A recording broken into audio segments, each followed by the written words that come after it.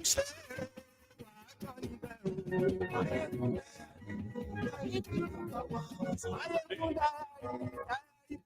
have reduced what I'm going to gist you this afternoon so that we can read this further. We are already getting to the interesting parts, including to the part where the plot to begin to assassinate those early freedom fighters of freedom movements in Africa by the America CIA. We're going to do that this afternoon. So share this and tell everybody that.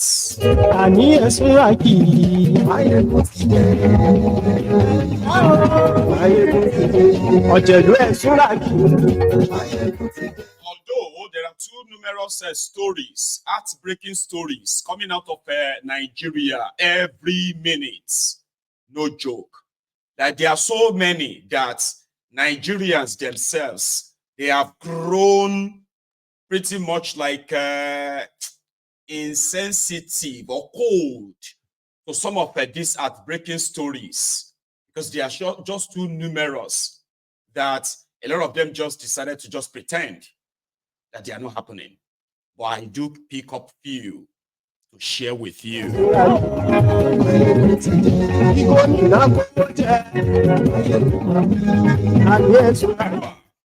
It's also a phone-in program, but the first, the first 2 hours will be occupied by myself, right? Presenting.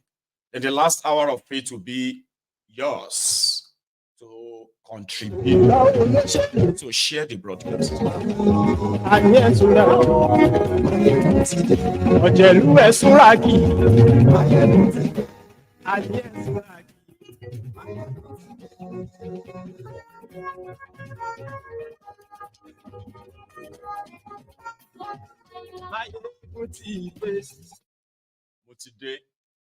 So good morning to you once again, and good afternoon to you. It is Mayegun Live, and from the news on the streets, starting with that of repeated scam of APC, Egbekegbe.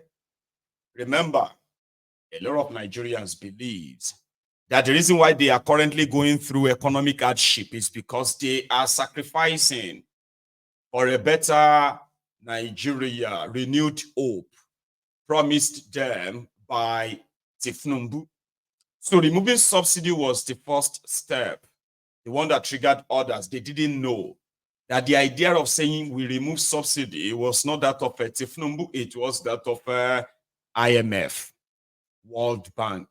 Conditions they gave to them before they could give them money, loans that they ended up using to buy themselves cars, building themselves new houses for vice president, president, and the rest of them. The loans that you would have to pay back, because what they are trying to impress the IMF with is that no amount of money you give to us, we will pay back. Nigerians will pay. And it is not by just printing money and giving it back. Giving it back to the lenders. No, economically, right? They would have to bring out real money. They have to squeeze you, and then they tell them that they have to save money. So saving money means they should remove subsidy that the citizens enjoy, not the subsidy that they have allocated to themselves, so to say, like illegally, though, right? So people believe that they are bearing these bronze, and sometimes they appeal to him. They appeal to APC, Egbekegbe. They appeal to their criminal politicians that their problem is hunger. Our main problem is hunger. Everything is too expensive. We cannot buy food. Most of the complaints of people comes from not being able to afford food. And the majority believes that since the price of petrol goes up, definitely the price of other commodities would go up as well. Because it's like, you know why, Abi? Everyone needs transportation, including your food, before they finally get to a location where you can access it, right? So all of these factors are reasons why things have become expensive. But people who don't understand that they have been sold and they have being sold for peanuts from a World Bank and IMF. They didn't know. So they believe somebody needed to do it. It's a policy that Nigeria will be bankrupt if we don't. Now, unfortunately, TINUBU told you that he removed subsidy. And that is why you are buying a liter of petrol at 700 naira or how much? That's the southern part of Nigeria. Well, that is mostly southwest part of Nigeria. The truth is, the only place you will see any normal 700, 650 naira per liter, whatever it is that they call it official, right? It will only be in the southwest Nigeria. The moment you begin to cross the bridge between Ore and Benin, by the time you start crossing over and you get to Benin, and from Benin, you are going to the people who actually gives the chunk of, supposedly, who are producing the chunk of the Nigeria crude oil. Go and ask how much they are selling a liter of petrol in Delta, in Bayelsa, in Port Harcourt. And you'll be surprised that, why is that? Don't ask. So then, when you begin to go up north, the moment you start crossing Ilorin, and then you begin to go to Kogi, Niger, all those areas, once you begin to cross, then wherever you are offered, you have to take it. So the people of Adamawa, Taraba, for the past month now, initially they said that oil marketers were on strike. I don't know. Yeah, they said those drivers who sort of truck the product to northern Nigeria, many of them have become victims of Boko Haram, Fulani terrorist kidnappings, and violence. So somehow, some of them have cut down, but they actually protested that they were no longer going to truck anything up that part of Nigeria if Nigerian government is not going to provide security for them. Nothing happened though, right? However, the people of Taraba, Adamawa, Yobe, going on like that, even up to Kaduna, especially Adamawa and Taraba, where people have actually come out to say, not only that it is very scarce to see the products, right? They are paying as much as 2,000 naira per liter. So that is what will now take us to what or why those of you who are currently still buying yours at 650, 610, 680, 700, why you should not feel like, no, that's not true, or it can be. Because here is the truth. When TINUBU said they removed subsidy, you know what that means, right? It simply means government no longer has a business inside fuel importation to Nigeria, other than just to do their own duty of inspecting the type of products they bring into Nigeria for safety.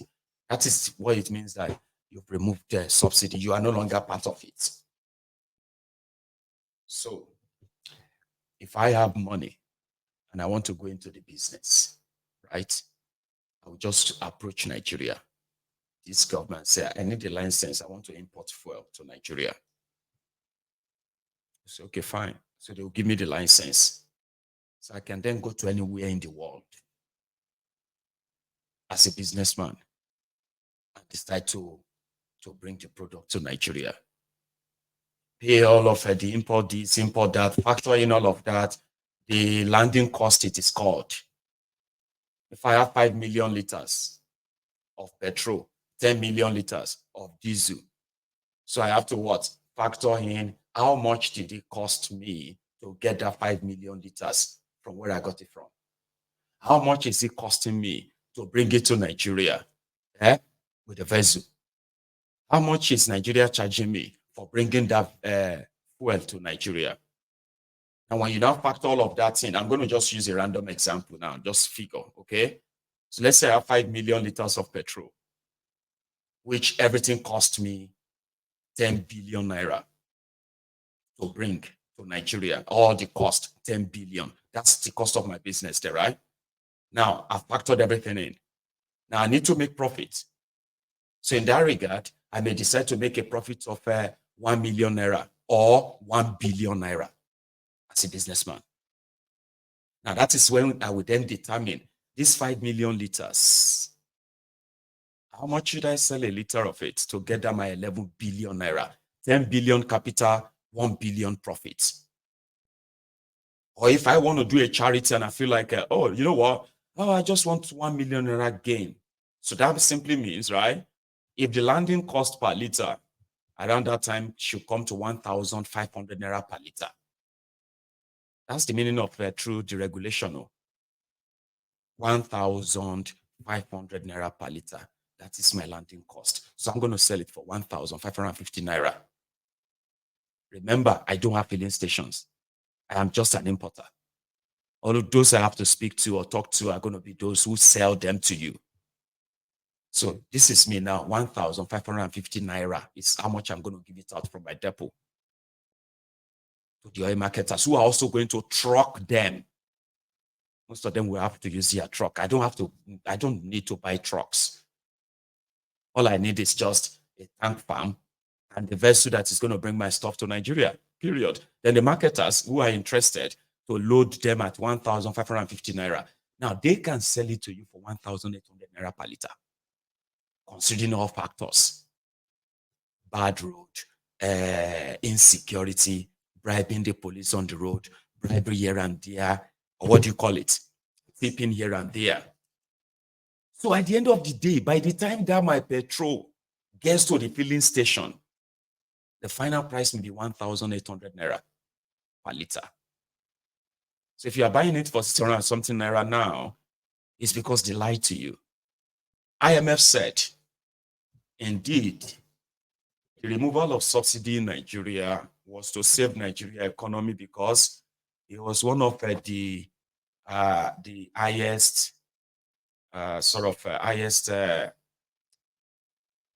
drawer, kind of put it that way. Like it is the oil importers that actually takes most of your forex, the dollars in your central bank. 70% of that goes to oil importers. And because of that, it simply means that it's either Nigeria is subsidizing the dollar exchange rate for them, or they are just paying them outrightly for the difference when they bring the product to Nigeria. So instead of selling them to you for 1,800 naira, so government says, no, people are they're gonna kill us. Okay? Or sell it to them for 610 naira or 620 naira. We'll pay the difference. So when Boko Haram was there at the time, let me go back a little bit. When Goodluck Ebele Jonathan was there, Nigeria was paying, listen to this very carefully, right? It's important to.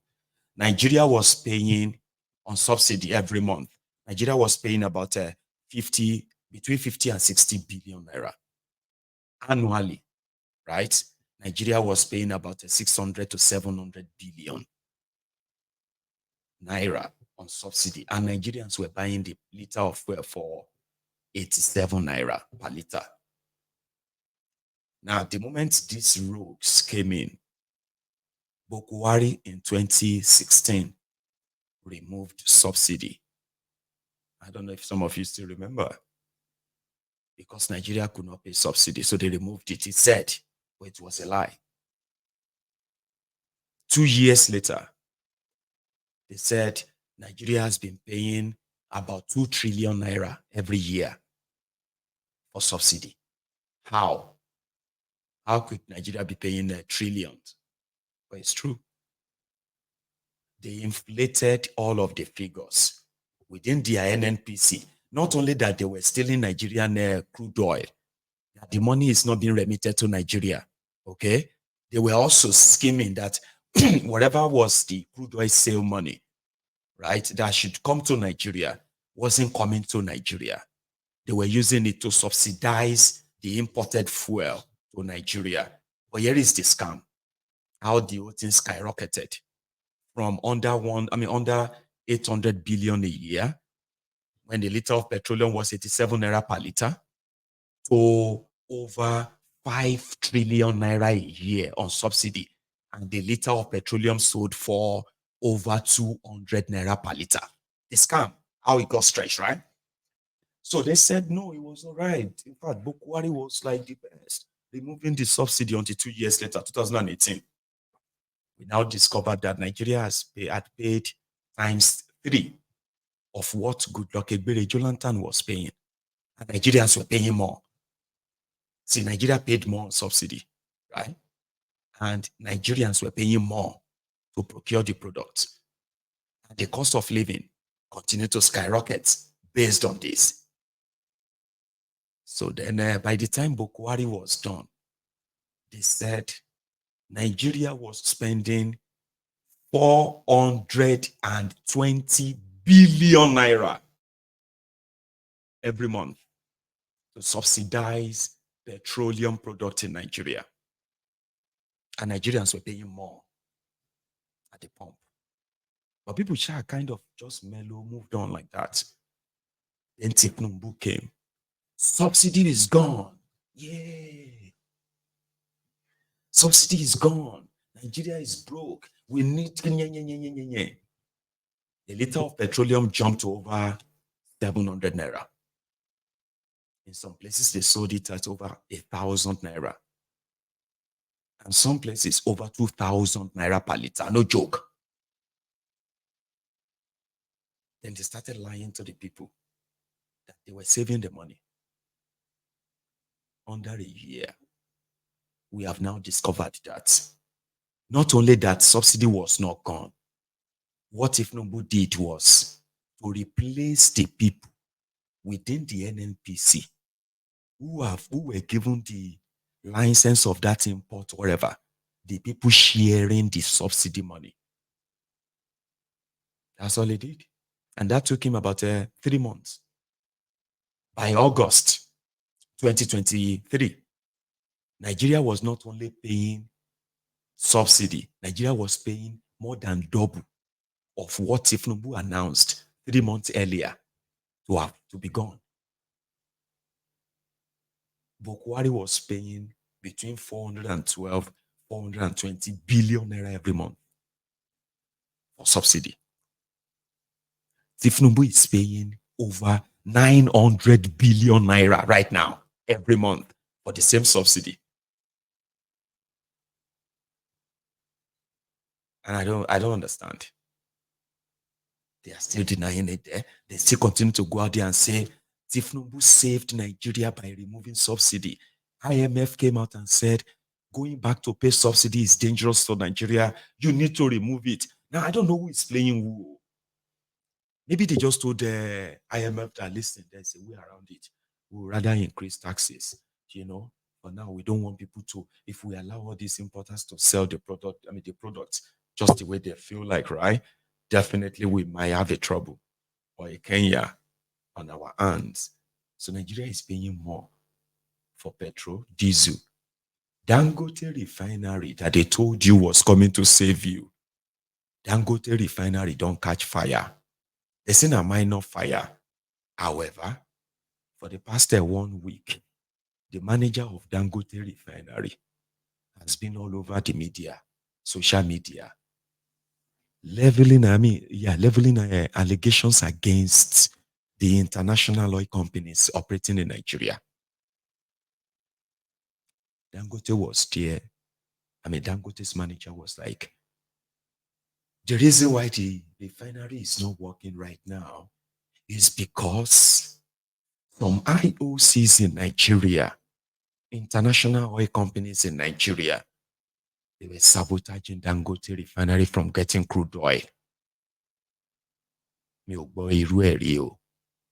Quota system billionaire is talking about international oil companies. He said they are the ones who are fixing the prices of crude oil, making it difficult for Dangote to buy crude oil. Did you hear that? Are you aware of that?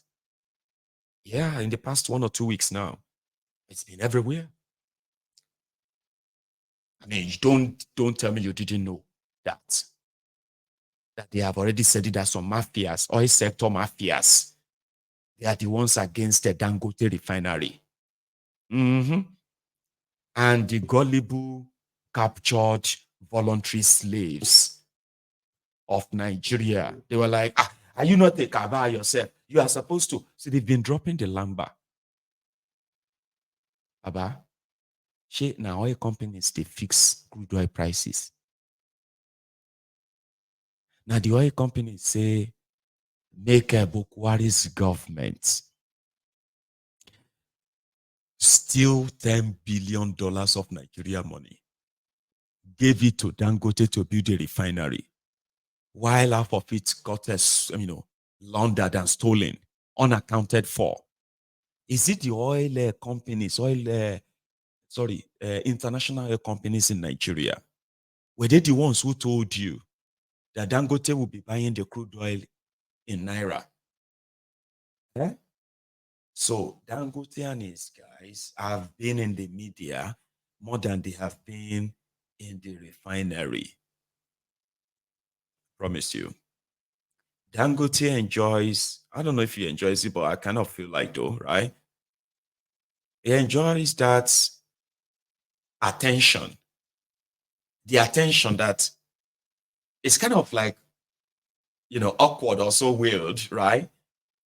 There's somebody who is living off the people's money due to the corrupt system you have in Nigeria. Is actually seen as somebody who would come and save Nigeria economy as presented by the criminal politicians who are using him and his business, and his fake refinery, right? Who are using him to launder Nigeria's money and lying to Nigerians.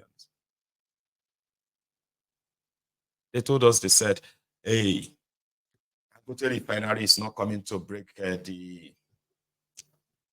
it's not coming to crash any price. Dangote refinery is a private business.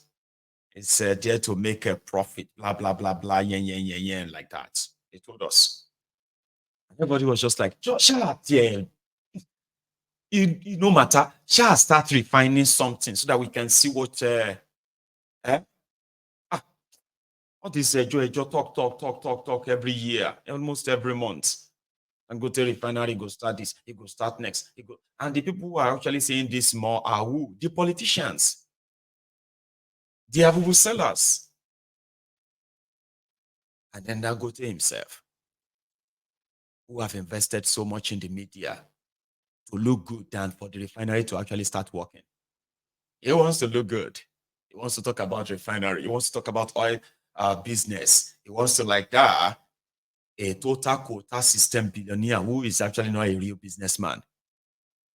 He is not a real businessman, but in the Nigeria context, right? It should be.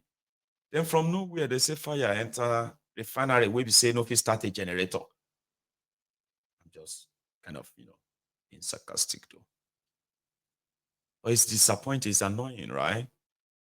Anyway, so they say don't catch fire. So whether you catch fire or you don't catch fire, we all know that he is not coming to make your life better. Rather, why not just be the one to collect the subsidy? I don't even, okay, I don't know. Like, I don't mind, right? We have billionaires in the UK here who are associated with the Tories, conservative here in the UK.